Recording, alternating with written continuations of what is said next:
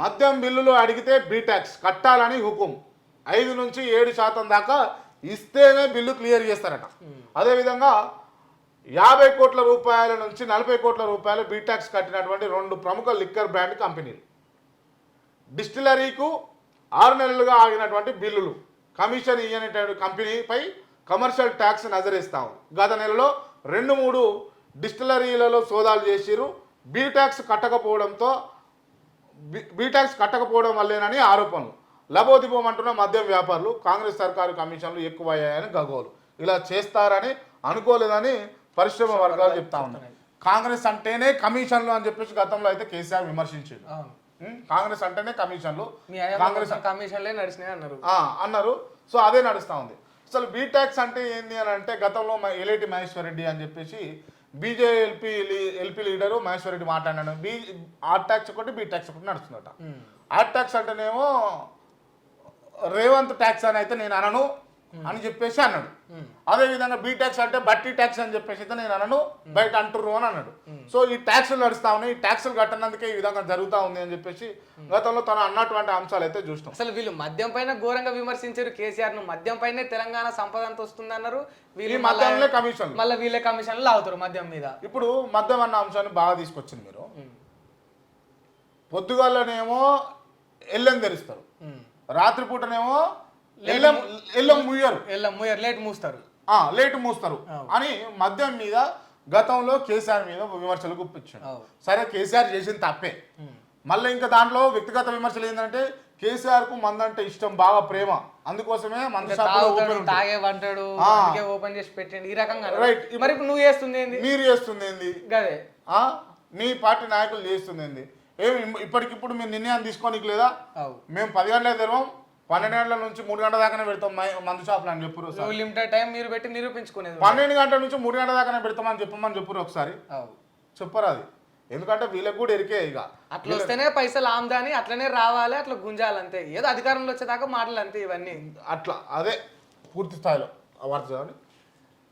కడియం వల్లే బీఆర్ఎస్ నుంచి వెళ్ళిపోయిన ఎవరికి రాని అవకాశాలు ఆయనకు వచ్చాయి. కడియం బుద్ధి తెలిస్తే కేసీఆర్ దగ్గరికి రానిచ్చేవారు కాదు.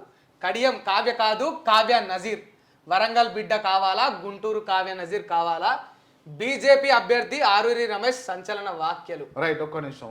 ఇప్పుడు వరంగల్ బిడ్డ కావాలన్నా, గుంటూరు కావ్య నజీర్ కావాలన్నా అని ఒక అంశం ఉంది ఇక్కడ. అదేవిధంగా కడియం బుద్ధి తెలిస్తే కేసీఆర్ దగ్గర రానిచ్చేవారు. కేసీఆర్ నిజంగా నమ్మిండు. అవునన్నా కాదన్నా కడియం లాంటి వాళ్ళను, ఇరబల్ దయాకర్ లాంటి వాళ్ళను, అంటే ఇరబల్ దయాకర్ ట్రస్ట్ చేసిండు. ఇంకా చాలా మంది వరంగల్ ప్రాంతంలో ఉన్నటువంటి వాళ్ళను, రాజయ్యను చాలా మంది నమ్మిండు.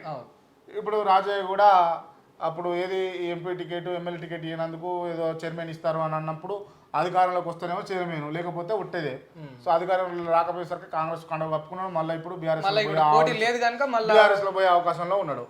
సో మీరు కేసీఆర్ గారు నిజంగా ఓన్ క్యాడర్ అనేది ఏదైనా ఉంటే, తెలంగాణ ఉద్యమంలో చురుగ్గా పాల్గొన్నటువంటి ఎవరైతే ఉద్యమకారులు ఉన్నారో బీఆర్ఎస్ పార్టీని అంటిపెట్టుకొని వాళ్ళని మీరు ఇలా హక్కును చేర్చుకొని చేరదీసి వాళ్లకు సరైన నాయకత్వాన్ని మీరు బోధించి ముందుకు తీసుకుపోతే కనుక రేపటి నాడు వాళ్ళ ఎమ్మెల్యేలు మీరున్నా లేకున్నా, మీరు పార్టీని పట్టించుకోకుండా పార్టీని వాళ్ళు పట్టించు, మీరు మారినా కూడా వాళ్ళు మారరు, మీరు వదిలేసినా కూడా. ఇప్పుడు ఏం జరుగుతూ ఉంది, ఇట్లాంటి వాళ్ళని మీరు దగ్గరికి చేసుకున్నప్పుడు వాళ్ళు ఫిరాయింపులు స్టార్స్, ఫిరాయింపులకు స్టార్ క్యాంపెయినింగ్లు వాళ్ళు అంతే. వాళ్ళు ఇవాళ ఉంటారు, ఏదో అధికారంలో ఉంటారు. రేపటి నాడు బీజేపీ అధికారంలోకి వచ్చింది. ఇవాళ కాంగ్రెస్ ఎమ్మెల్యేలు అందరూ కూడా, కాంగ్రెస్ ఎంపీ అభ్యర్థులు అందరూ కూడా బీఆర్ఎస్ పార్టీకి నుంచి కాంగ్రెస్ లో పోయిన వాళ్ళు. బీజేపీ అధికారంలోకి వచ్చింది కేంద్రంలో, బీజేపీలో పోరానేంది అంతే. పోరానేంది ఎవరైనా చెప్పగలుగుతారా? ఎవరన్నా జోష్యం చెప్పగలుగుతారా దీంట్లో? సో దయచేసి ఇవన్నీ గమనించాలి. సో ఏంది ఇది, కడియం వల్లే బీఆర్ఎస్ నుంచి వెళ్ళిపోయినా అని చెప్పేసి అంటున్నాడు కదా ఆరూరి రమేష్. సరే, వాస్తవానికి అదే నిజం. ఎందుకంటే కడియం కావ్యకు వరంగల్ స్థానం కట్టబెట్టింది.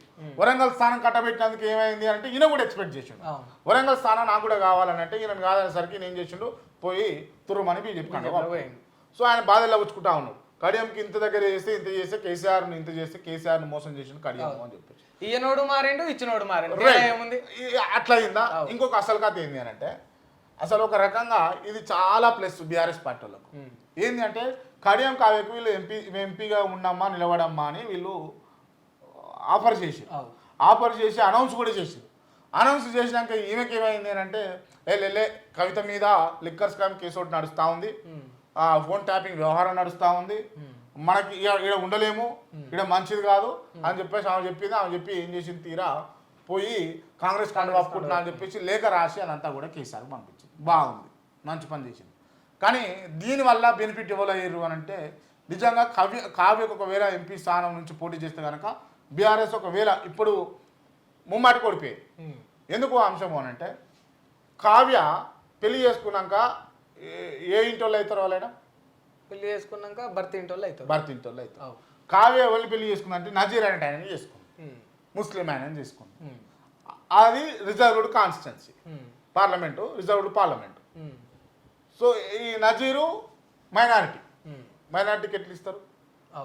మైనారిటీ కిందకే కదా కన్వర్ట్ అయ్యేది పోయేది. అదొకటి. మళ్ళా నజీరు ఇక్కడోడు కాదు, గుంటూరు ఆయన, ఆంధ్ర ఆయన. ఎట్లా బ్రేక్ చేసినట్టే. సో ఈమె అభ్యర్థిత్వాన్ని కూడా బ్రేక్ చేయాలి అని చెప్పేసి కొంతమంది వార్తలు అవి ఇవి వినిపిస్తా ఉన్నాయి. మరి ఏం జరుగుతుంది ఏంది అన్నది అయితే చూడాలి. సో మరి వరంగల్ స్థానం నుంచి ఎవరికి బీఆర్ఎస్ నిలబెట్టే అవకాశం ఉంటుంది అనేది కొంచెం చర్చగా మారుతా ఉన్నది. అదొకటి. రేవంత్ దేక్తలేడు. ఒక్క నిమిషం, ఒకసారి ఫోన్ చూడు, ఒకసారి ఫోన్ చేద్దాము. ఇదా ఐఫోన్? మై ఫోన్ మై ఇచ్చే. ఎవరు ఏమంటాడు మొత్తుకుని నరసింహన్న? రేవంత్ దేక్తలేడట, మాదిగలను పట్టించుకోలేడట, మాలలకి ఇస్తుండట ప్రియారిటీ.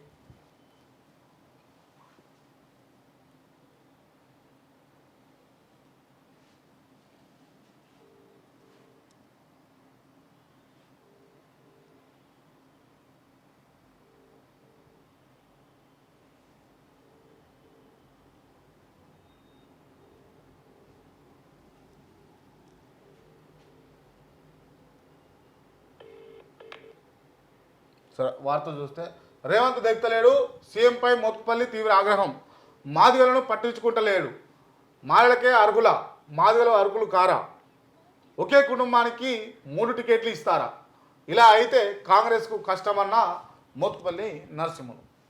నిజంగా కాంగ్రెస్ పార్టీ మాదిగలను కొంచెం చిన్నబుచ్చింది. ఏ అంశంలో అంటే మాదిగలకు టికెట్ కేటాయించాల్సినటువంటి పార్లమెంటు స్థానాలలో ఎక్కడా కూడా మాదిగలకు సముచిత న్యాయం కలిగించలేదు. ఎక్కడా కూడా టికెట్ కేటాయించలేదు. మాదిగ సోదరులను దూరం పెట్టింది.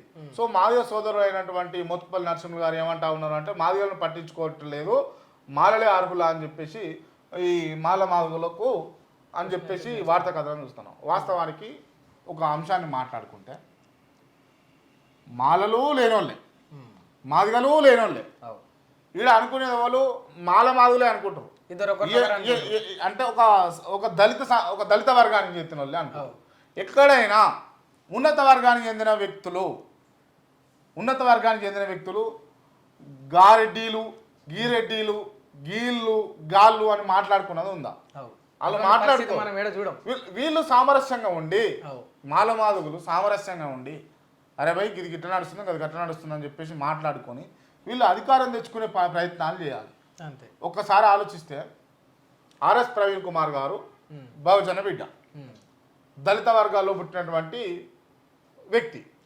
ఏదో చేద్దాము, దళిత బహుజనులకు ఏదో చేద్దాము అని చెప్పేసి బహుజన్ సమాజ్ పార్టీ నుంచి ప్రాతినిధ్యం వహిస్తూ పోటీ చేసిండు. గెలిచిర్రా? గెలవలే. ఓట్లేసిరా? అసలు వీళ్ళు ఓట్లు ఎత్తే గెలవకపోనా? అందరేస్తే గెలుసు. ఎందుకు అంటే వీళ్ళు చీలుస్తారు. మోత్కుపల్లి నరసింహ గారు మొన్నటిదాకా మొదటి టీడీపీ, దాని తర్వాత బీఆర్ఎస్లో ఉండే, మళ్ళీ బయటకు దాని తర్వాత టీడీపీ, బీజేపీ, బీఆర్ఎస్, మళ్ళీ కాంగ్రెస్.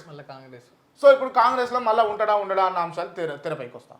సో ఏంది అని అంటే పార్టీలు మారుతూ ఒక వర్గాన్ని మొత్తం మీ వెంట తిప్పుకుంటా ఉన్నారు. ఇప్పుడు అవునన్నా కాదన్నా మోత్కుపల్లి నరసింహ గారికి ఒక ఫాలోయింగ్ ఉంటుంది. ఆ ఫాలోయింగ్ అంతా తన వెంటనే తిరుగుతుంది. ఇప్పుడు ఎవరు మందకృష్ణ మాదిగా ఉన్నారు. మందకృష్ణ మాదిగ గారికి ఓ 1,00,000 మందో, 2 లక్షల మందో, 3 లక్షల మందో ఫాలోయింగ్ ఉంటుంది. వాళ్ళంతా బీజేపీ తోటి తిరుగుతా ఉన్నారు. ఎందుకంటే ఈ దిశానిర్దేశం చేసే నాయకుడు ఏ పార్టీలో ఉంటే ఆ పార్టీకి పని చేయాల్సిందే కదా. అంతే. ఇప్పుడు అద్దంకి దయాకర్ ఫాలోవర్స్ ఉన్నారు. అద్దంకి దయాకర్ ఫాలోవర్స్ అంతా కాంగ్రెస్ చుట్టూ తిరుగుతారు. ఇప్పుడు బాలకృష్ణ ఉన్నాడు, ఎర్రవెల్ల శ్రీనివాస్ ఉన్నాడు, పిడమర్తి రవి ఉన్నాడు, వాళ్ళు బీఆర్ఎస్ లో వీళ్ళందరూ కూడా వీళ్ళకి సంబంధించినటువంటి పార్టీలలో ఆ నాయకులు ఎట్టుంటే అటు ఉంటారు. సో దయచేసి విచ్ఛిన్నం చేయకుండా అందరూ ఏకదాటికి వస్తే బహుజన రాజ్యం అనేది ఏర్పడడానికి చాలా ఈజీ ఉంటుంది. ఇక రివర్సల్ చేసుకోకుండా వాస్తవానికి సరే ఎక్కువ శాతం ఉన్నటువంటి మాదిగలకు నిజంగా పార్లమెంట్ స్థానాల్లో ఖచ్చితంగా న్యాయం కల్పించాల్సినటువంటి బాధ్యత అయితే కాంగ్రెస్ పార్టీ పైన ఉండే. గతంలో కేసీఆర్ కూడా మాదిగలను దూరం పెట్టిండు, మాదిగలను పట్టించుకోలే అనే విమర్శలు కేసీఆర్ ఎదుర్కొన్నాడు. ఇప్పుడు ఇవాళ రేవంత్ రెడ్డి కాంగ్రెస్ పార్టీ కూడా ఎదుర్కొంటుంది. సరే ఏం జరుగుతుంది ఏంది అనేది అయితే చూడాల్సినటువంటి అంశం.